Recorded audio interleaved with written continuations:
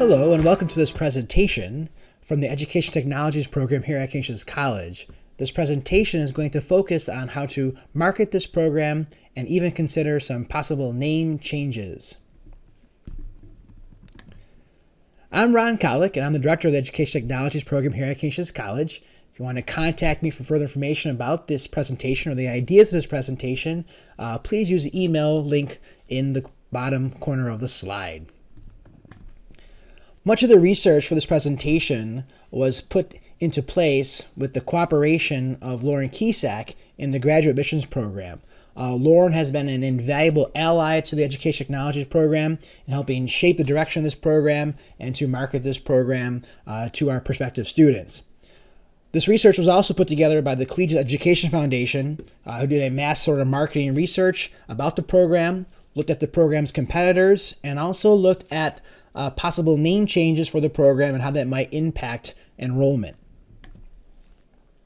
So first we want to talk about the successes of the Education Technologies program here at Canisius College. Collegius really was impressed by many aspects of the program. One of the things that they pointed out is that this topic of education technology is still an emerging subject area that has a tremendous amount of growth, and there's been certainly, especially in New York State. Employment is projected to increase in New York at a faster rate than the rest of the nation, so there really is a sort of ripe market for our program in this particular area.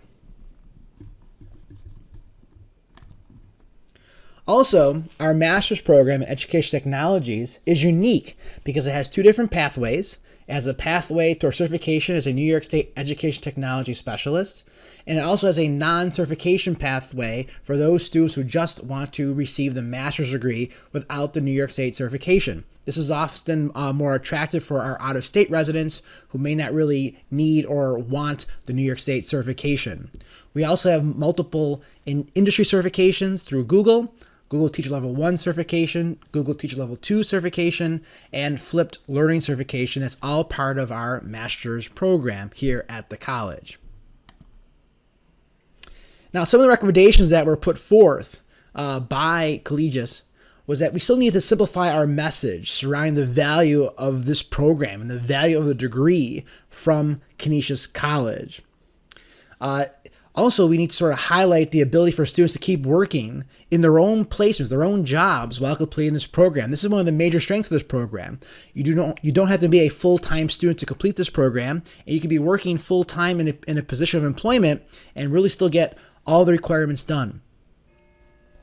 Also, messaging should also include, they thought, the percentage of students who are working full-time to give this more context. And right now we're in the midst of developing a better survey to sort of ask our current students and also to ask alumni of the program where they're working, how is it going, what schools are you working at, how did the program certainly impact you. So all of this is really coming forth soon as we get more and more student replies to the survey. It was also recommended that the program lead with a strong graduate testimonial. Now, the website, which we're going to look at momentarily, does have many student testimonials, both written text testimonials and also video testimonials, but sometimes it might be hard to actually find these testimonials. So we're going to look at website redesign and reconfigurement in a moment, but that's one of the aspects that was really recommended. The program also has multiple partnerships with local area public schools and Catholic schools. They suggest that there would be a list of which schools are actually being used and highlighted in that partnership to give us a little more third-party credibility. And finally, the message again should focus on data that shows student placement, examples of where they work, even employers, like how satisfied are you of our candidates. And this is something that we're all sort of gathering now in the midst of the survey and asking our current students and alumnus to sort of look at these aspects and share their thoughts and experiences with us. Now, one of the aspects that's been looking at for a while is how can we also maybe change the name of the program to really make it more inclusive, because the program can be designed for both education students and non-education students working in an enterprise field. The tools that we teach, the strategies that we teach, the designing elements that we teach are transferable from both the education world to the non-education world. So really here for the rest of the presentation, we're going to look at some of the aspects of doing this. In terms of naming, currently, we are called the Education Technologies program. but just a slight shift to the instructional technologies and curriculum design program, I think really highlights better what we do. We do all those aspects. We talk about instructional technologies. We talk about curriculum design. And all of those aspects actually can be used in both an education setting and in a non-education setting. If a keyword search was conducted, we have some data here that might show us how better we might be placed and found in Google keyword searches in terms of prospective candidates looking for our program. This particular slide looked at 20 programs in educational technology and the top names of the program. So educational technologies program is still sort of at the highlight of that list, but right below it is instructional design technology. Now there's other evidence to support a change, even though education technology is at the top of the list. Most of it deals with the way our program currently encompasses both education aspects and non-education aspects. This particular slide looks at themes that were identified across programs with names that had similar combinations. And again, now on this particular slide, instructional technology sort of leads the way in terms of keyword searching for programs that have multifaceted aspects.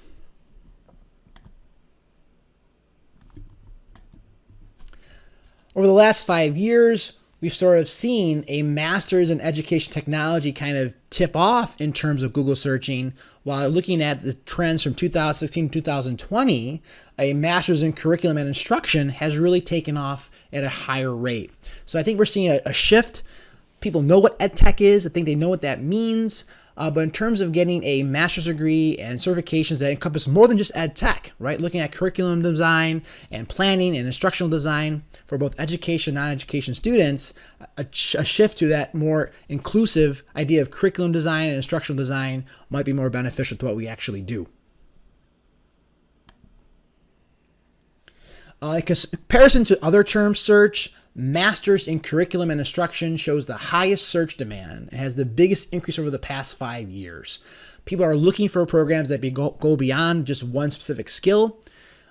Yes, we're focused on education technologies, but again, it's really not just education technologies. It really is instructional technologies, right? It's technologies that can be used in the kindergarten classroom, in a high school classroom, in a higher ed classroom, but also perhaps in a corporate setting as well, and in different job settings outside the education sphere. Especially in this online working from home environment, candidates in jobs and employers need these skills to reach their employees, to reach their market base in multiple ways. A recommendation by Collegius was a strong paid media and web optimization strategy should sort of leverage these keyword searches. So something we have to look at in terms of our marketing programs and our website development to really make and highlight these changes. This schematic kind of shows perhaps some options. These are just sort of, initial thoughts. And option 1 would be the instructional technologies and design, a curriculum design program that would still lead to that New York State certification as an education technology specialist. This is still a really strong part of our program. Not many programs have that sort of New York State certification option. And that's a really great selling point for us, right? So here we have our candidates who are education majors, who have their initial certification, who need the master's degree for professional certification, and which they're going to get through option 1. But now they also get an additional certification as a New York State education technology specialist once they pass all their content specialty tests and complete the 90-hour practicum, which is the last course usually in the program. Option 2 is still similar to our non-certification track, and we can still call that instructional technologies and curriculum design. That's the master's thesis. But now option 3, we might even sort of tweak that if we wanted to sort of enterprise technologies or still keep instructional technologies. And here we have a master's thesis. And really, I would like to see an internship program put in place to put our candidates in a workplace environment where they are helping design instructional strategies for non-education environments and enterprise settings. So one of the things that might have to be done certainly would be to change the course names and to change some of the course descriptions. Now, one of the examples I shared here was our course right now, EDT 503, is Educational Multimedia Design and Emerging Technology. Even that title itself is a little bit long and convoluted. So really just looking at what we already do, I think there's room to sort of, simplify, to really kind of hone our message to what these courses are about and what our curriculum's about. So in that particular course description, it reads, students will examine theory and practice of creating educational and instructional multimedia for learning, and will look at future trends in teaching and learning. They will explore promising technologies and discover how the use of these may help them lead in their field and address current challenges in their work and professions. Students will demonstrate their ability and willingness to become agents of social change through the thoughtful and scholarly integration of technology for learning. Now, with some minor tweaks, we can sort of take that course and make sure it's open and has a broader audience. So rather than calling it EDT for education technologies, we can call it IDT for instructional design technologies. This is a small change, right? And the course is now instructional design and emerging technology. Just simplify that course title. So a lot of the course title remains the same, the course description, but really we add the term instructional design. We sort of take out some of the other terms. We talk about new technologies for learning and sort of simplify the message and really make them leaders in their field, right? Whether you're a teacher, you're a leader in your building because you have these skills and other teachers look to you to help them make changes in their classroom, or you're a leader in your professional work setting because you're the person who's helping teach the team of the skills that are needed for whatever job setting we are talking about here. Now here's another example for EDT 504, which is integrating technology in differentiated classroom. And here again, I think we can kind of change that, and even I think this would need to be changed or integrate technology into a differentiated sort of instructional purpose. Wasn't really sure how to change the classroom aspect of that. That has to look at a little bit more carefully. But again, just by adding the term workplace and professional setting, we can sort of make that course to a larger audience. But what has to happen in all courses, and all courses have to go and look at their curriculum and modify their curriculums, again, to make sure that we're meeting the needs of both our education students and our non-education students. Again, but what's nice about this relationship, it's very symbiotic, right? We're always telling our education students that they need to teach real world skills and make our students college and career ready. Well, if they're working alongside students who have more of a non-education background, they're going to be having great conversations and learning from one another and really strengthening their own knowledge of the greater workplace. From the other side, if I'm a non-education student, and if I'm a non-education individual, if I'm in a business setting and I'm getting this degree from Canisius and I'm working with teachers, this is great for me. Because how often do we hear from business professionals that they're sometimes disappointed with graduates coming out of programs? That sometimes these graduates, where the program is, they might be lacking skills and they have to relearn and learn new skills at the workplace, rather than having those skills right from their colleges or universities. So now these students can certainly have a better understanding of the education world and learn from each other. I want to share here a real world example. So obviously Amazon, like a lot of other companies, are doing a lot of hiring because of this tremendous shift into the online presence now because of the current situations at hand. So right here, this is an example of Amazon's job site. And they have a lot of different jobs categories. But one of the jobs that they have categories is leadership development and training. And most of the jobs are asking for people to have technological skills, great communication skills, and be curriculum designers and developers to help teach individuals in various work settings the different aspects of the job. So these sorts of jobs are really what we would be sort of hoping to train our candidates to become individuals who will be well poised to earn those positions at Amazon and other companies like that. Now, in terms of program comparisons, I'm going to look at two of them. We're going to look at our program versus another program that has somewhat of a similar fashion of where we want to go to. So the University of Massachusetts Boston has an instructional design master's program. So let's want to look at that website quickly here. So here's the website, and you can see that the images on the website are geared not towards a classroom setting. So here we have an individual sort of looking at a team and teaching a team with sticky notes on a whiteboard, right? But again, I mean, see how it's really the same setting? This is a teacher with students. Now here the students are adults in a workplace setting, but they can also be a teacher with students in a classroom setting. They really are the same skills.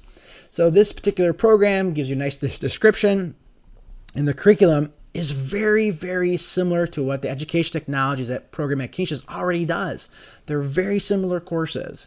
So again, there's a great example of how we can kind of shift our focus to this area, but also keep our education students. And I think it's really nice. I think we'd be really well poised to be both an education center and also a center for students who are in the workplace in a professional setting. Here again is our website.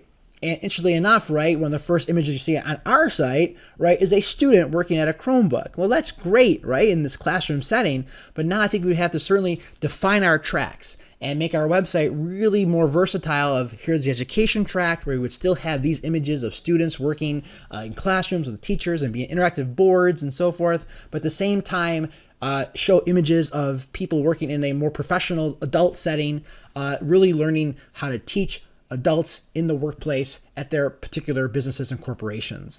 Very similar design, but again, just focusing on messages to two distinct tracks on our website.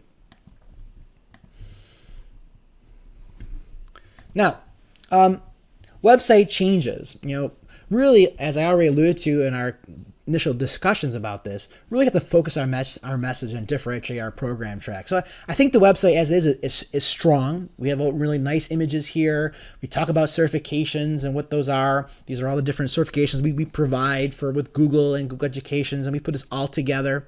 And here's a video that I put together how online classes work and some of our distinctions. But then, I think we get a little lost in some of the alumni message and the alumni sort of experiences. How do I find that on this page? Where do I find the curriculum? And I think sometimes there's a little bit of confusion of really where to look. So the education technology tools is a great place where we sort of highlight a lot of the tools that we look to. But here we don't have to just call it ed tech tools. We can call them instructional design tools. And we can really sort of re-envision the website to kind of encompass both aspects.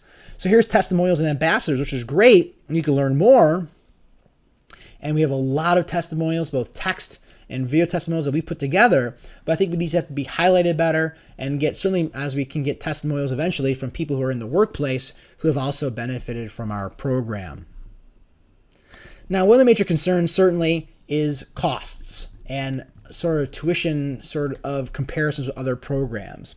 So Collegius did a comparison of other programs, and one of the top competitors for the Education Technologies program here at Canisius is a program by Western Governors University. It's an online program, and their pricing is very, very low, of a $9,000 for the whole entire, $9,720 for the whole entire degree. They have a subscription-based tuition model. The University of Massachusetts at Boston, the site that I just showed you that already has this instructional design program, their tuition is online and it's $575 per credit hour. Okay, so that's significantly lower than what we do here at Canisius. Now, I do want to share Niagara University as another local university in a similar sort of setting, a similar sort of base. They have a different pricing structure for their online tuition versus their in-class tuition. And their online tuition is $710. Our online tuition is $819, which I think pretty much mirrors the exact same cost if you're attending classes on campus. So I think especially with terms of this current situation where we're moving to online learning because of the restrictions that we have in place, hopefully maybe we can revisit and maybe give some credit to students who are in a exclusively online graduate program. Okay. Well, I want to thank you for watching this. I hope this was informative. I hope this sort of sheds light on where we want to go as a program. I think we have a lot of great things as a program already, but certainly we can sort of tweak this and open ourselves up to a broader base and make this program even more successful. So if you have more questions, certainly email me. We can also make arrangements for a call or a Zoom meeting as well. All right, thank you so much and have a great day. Bye-bye.